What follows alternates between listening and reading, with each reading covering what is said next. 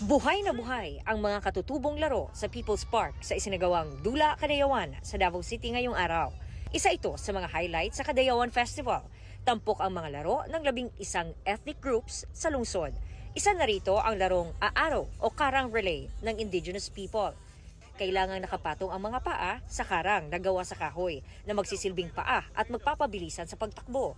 Sa unang tingin, aakalain mong simpleng laro pero kailangan mong aralin ang pagbalanse bago ito makabisado. Sa kabila ng modernong panahon, nilalaro pa rin daw ito ng kabataan ng tribong Matigsalog.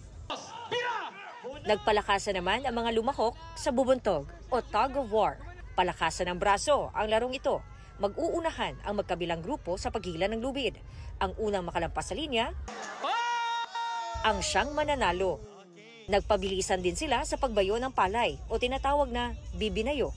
May paunahan din na makagawa ng apoy gamit ang tuyong kawayan o tutarengki kung tawagin.